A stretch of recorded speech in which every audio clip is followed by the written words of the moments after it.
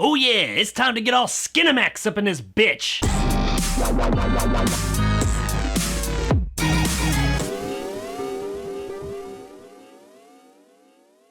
Paradise Cove is brought to us by director Martin Guigi, butchered it, and stars Todd Grinnell, Mina Savari, and Kristen Bauer Van Straten. We follow married couple Knox and Tracy, played by Grinnell and Savari, who have recently acquired Knox's late mother's beach house in Malibu. However, her passing was due to a fire at the house, so they got some work to do with this beach house. Now, even though this place is kind of fucked up from the fire, and apparently his mom also had some issues with hoarding or something as well, it's still a really nice house and a great location, and they decide to take on the renovation tasks themselves. So everything seems like it's going pretty good for this couple, until they look under the house, where apparently there's a squatter named Bree who lives there. Now, Bree's not just any squatter, she's a squatter who knows her rights. And not only does she know her rights, but apparently everyone in Malibu knows her as well. And she must have some shit on these people or something, because she got a whole bunch of motherfuckers in her back pocket, especially for a homeless person. I mean, nothing against homeless people, but they just don't strike me as the types who typically have a lot of connections to the rich and famous in fucking Malibu. Bree does, though. Bree apparently is not a fan of them remodeling this house. She says that this house is her house and you need to go. Obviously, Knox and Tracy kinda disagree. So then our conflict starts. As they're trying to put this house together and kind of start their new life, Bree is ever present there trying to tear everything down. And no matter what these guys do, they are met with opposition at every turn. But Bree's not just a homeless squatter, she could quite possibly be fucking crazy. And as things intensify, Knox and Tracy start to think that Bree might not be your average squatter. I went into Paradise Cove not really expecting much. To be 100% honest, I thought it was going to be a super low budget, corny erotic thriller. Color me surprised when that's not exactly what it was. It's not like high budget or anything, and it is an erotic thriller, but it's not nearly as corny and low budget looking as I was expecting. What I got was actually a fairly well made, entertaining, trashy erotic thriller. I don't say the word trashy in a bad way, it's just one of those movies, you know, those erotic thrillers that are just kind of trashy, not real believable, but still a good time. There are things that happen in this movie that wouldn't happen in real life. I fully understand that, but that doesn't change the fact that it was entertaining. Things characters say and do and the way they react to things, that just isn't how people act in real life, but it is how people act in trashy erotic thrillers. And hey, sue me, every now and then I like me a trashy erotic thriller. The premise here is fairly original for the erotic thriller genre. Instead of having some like middle to upper class, like super hot woman coming in on this family and trying to take the man from the woman, you got a homeless woman who's doing it, and she's the one causing all the mayhem in the family. Now granted, Bree is not like your average homeless woman. We find in the story that she used to actually be someone, and Van Straten is in really good shape and pretty attractive. But admittedly, this is an original premise. I don't think I've seen yet the homeless woman living under the house trying to move in on the husband erotic thriller yet. Well, now I have, because I've seen this movie, but before this movie, never seen that before. So yeah, it was a fresh take on things. Now the actual story itself and what happens throughout it is your standard erotic thriller fare. But I mean, that's fine. That's what we've come to expect from these trashy erotic thrillers, and that's what Paradise Cove delivered. Now the one thing it didn't totally deliver was the ending. I didn't hate it, but it was missing something. It didn't have quite as much punch as you want from the ending to one of these types of movies. I mean, it wraps everything up, and I guess it's fine, but it didn't really give me that hell yeah moment that you get in the end of these movies a lot of the time. And while the ending's not great, it's also not terrible, and thankfully the rest of the movie did pay off, so they kind of balance each other out a bit. Our performances are a bit of a mixed bag, however all of our main players do a pretty good job here. Grinnell, Savari, and Van Straten all turn in really entertaining performances. And seeing as how the vast majority of the movie is these three characters, that means overall the movie had pretty good performances for the most part. I do want to point out that Van Straten is definitely the standout here. She's doing a great kind of out there innocent performance one moment, and then kooky crazy out there batshit crazy lady the next. And while much of her performance is kind of off kilter and nutty buddy, it worked for this part. It was just right for this character. Is she over the top? Yes. Is it believable? No. Is it a good time and totally works in this movie? Abso-fucking-lutely yes. Now there are a few secondary characters that show up here or there that are a bit suspect, some more than others, admittedly. admittedly, most of them do have limited screen time, so it doesn't really drag the production down or anything. Though I'm not gonna lie, there are one or two side characters that are pretty bad. As a whole though, I was actually surprised by the performances I got out of this movie. Like I said in the beginning, I really wasn't expecting much. Honestly, I was expecting bad, and what I got here wasn't that. It was actually pretty entertaining. The movie looks pretty good too. Now, once again, I was expecting it to look bad. I don't know why, but I just was. But what I got was a very solidly made movie. It's not like there's a ton of effects in this movie or anything, but overall, everything looks good. There is one effect that I can point my finger at that was a little bit off concerning some glass, but beyond that one effect, everything else was really solid. Guys, at the end of the day, Paradise Cove was a pretty good time. This is not going to be on anybody's top 10 of the year list, but it was an entertaining movie for the night. It's got some pretty solid performances, a fairly original idea, and when compared to other trashy erotic thrillers, it is a pretty entertaining ride. And while it may not be the next Basic Instinct, it is absolutely worth checking out on streaming.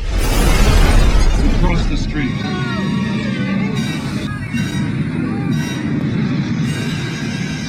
I was pleasantly surprised by this movie. It's not the best movie I've seen all year, and honestly, at the end of the year, I probably won't remember much about it. But the time that I spent with it the other night, I had a good time with it. I don't regret it. I was entertained. And when I sit down to watch a movie, that's what I'm asking from it, is to entertain me, and that is what Paradise Cove did for the most part. So if you're looking for a new, trashy, erotic thriller one night, then check out Paradise Cove, and I don't think you'll be too disappointed. So there it is, guys, my review of Paradise Cove. If you enjoyed and want more content like this, hit that subscribe button and help my little channel grow. If you liked what I had to say, give me a like. If not, let me know in the comments below why. And as always, stay sexy, Malibu. See, there's crazy, there's Malibu crazy, then there's Bree.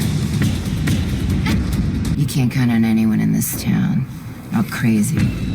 Even though I did say that regardless if they're entertaining or not, there are a lot of things that happen in this movie that aren't very realistic. There is one thing that happened that, at least for me personally, is absolutely how it would turn out if it were me in this situation. This isn't spoiling anything either, but there is a part where Knox, the main male character in the movie, comes outside because he hears something. This is before they know all about Bree being under the house. And the little beach shower thing, you know, to like wash off your feet or to get the salt water off of you that they have behind their house, she's just sitting there like butt-ass naked, like just washing herself or taking a shower or whatever right there behind their house. And he like walks right up on that in the middle of the night because he hears some noises, and he just walks up on this bucket-ass naked woman sitting there staring at him all like sensual like this, taking a shower. And his response to this is probably exactly what I would do in that situation. He kind of just looks befuddled like, and then just turns the fuck around and goes back inside. That is exactly what the fuck I would do. If I just saw some woman outside of my house in the middle of the night showering butt-ass naked, and I just was kind of like, what the fuck? I would just turn around and walk the fuck off. Yeah. Now that I'm married, I mean, that's how it would go down, but I mean, 10 years ago, I would have ran over there and fucked.